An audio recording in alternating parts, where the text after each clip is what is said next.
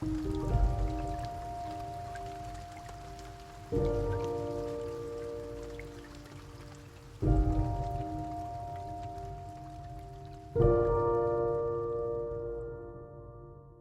work I was currently working on and have been working on for the past few months has been based on a poem called The Torn Umbrella, which I wrote a long time ago, and it's kind of been a poem that I've looked at for inspiration because I tend to work from looking at my own writing and then looking at imagery surrounding that and then drawing that out maybe in a drawing or another form away from a written context.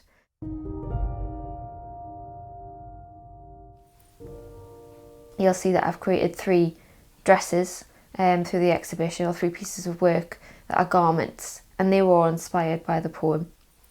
That idea of maybe chopping things up and making something new out of something old, and you'll see that in a lot of my dresses as well, that they've been made in a specialist way where I've chopped up pieces of material and resewn them together, and also to create a lot of textile work that's been formed on my sewing machine or hand embroidered, and you'll see that body of work that's mainly a lot of hand stitching and machine embroidery.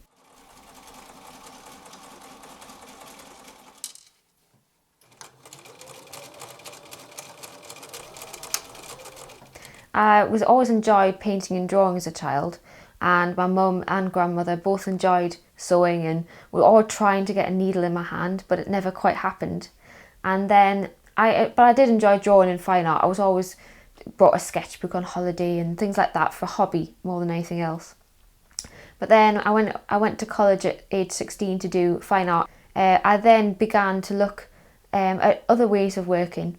Having had a textiles tutor just by accident one day, she just gently got me into textiles without me even realising that I had got into it, and suddenly I was coming home very proudly with these little bits of embroidery, and my mum was saying, well, I could have taught you that a couple of years ago if you'd want me to.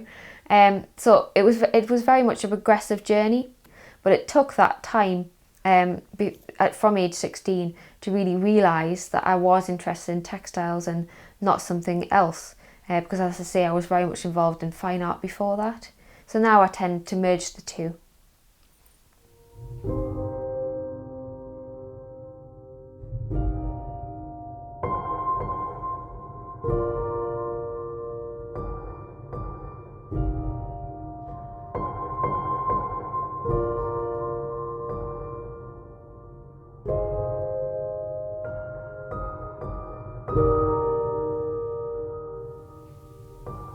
I use a lot of different processes, and they change within the years. As years have gone by and as I've become more experienced in textiles especially, my materials have changed, the ways of working have changed. So I use a lot of drawing based mediums in my work. For instance, I'll draw a lot of my designs out first and then create a textile piece, or I'll maybe do a painting of them. Watercolours I especially favour.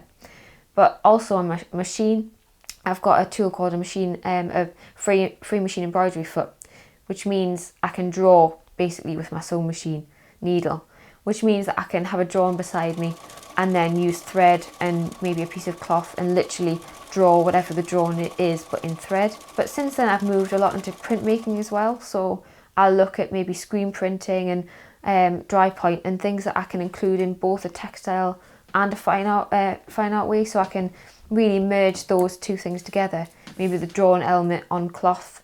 I use a special stuff called decolorant, which means I can paint or dye a piece of fabric any colour I like, and then I get my stencil of whatever design I'm using, put that down, screen print the design with the decolorant, and that bleaches out the pattern on the fabric. So you get a different effect altogether. So there's a lot of drawing and pattern based work, capturing bits of material together, using a lot of vintage fabrics that have a lot of meaning. I don't particularly like to go out and buy just a piece of cotton that has no real history to it. I'll tend to maybe go around charity shops and find some bits and pieces that are vintage, or even pieces of clothing of my own or family's. I'll use again. Nothing leaves the house without having a second look before I see if I can use it again. Really, that's my main way of working.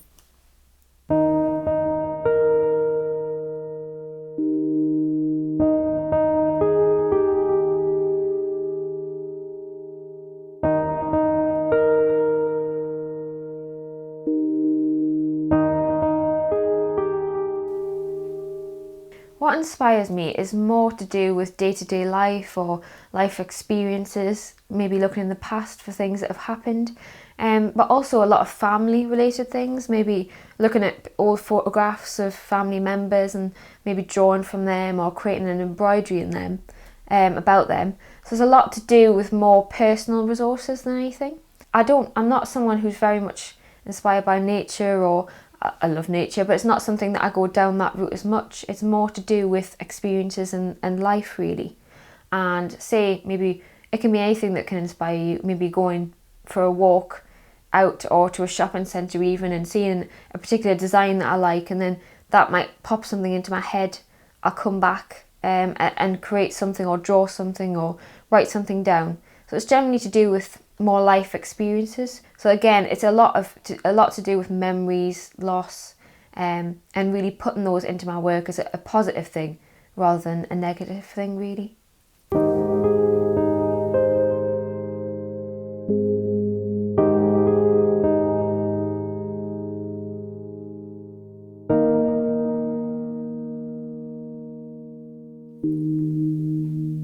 I'm now studying for my BA in textiles now and teaching it.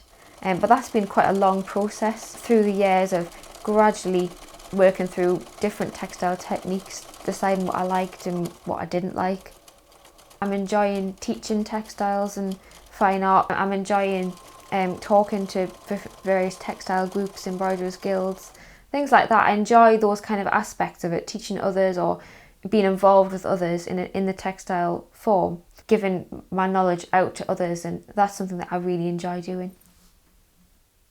I can't imagine it being something that I'm not, that's not there anymore. It's such an integral part of me now, and it always has been from a very young child, so it's just come out in different ways really. But I can't imagine ever not having somewhere to do art or it being with me. I mean, if I go on holiday, you'll find that there's always, my dad calls them the stealth bags go in the car, which is always the embroidery or the fine art materials. I never leave without anything, whether it's going to a caravan holiday or going abroad. There's always something with me to do in some form of art, so I can't imagine ever leaving that, no.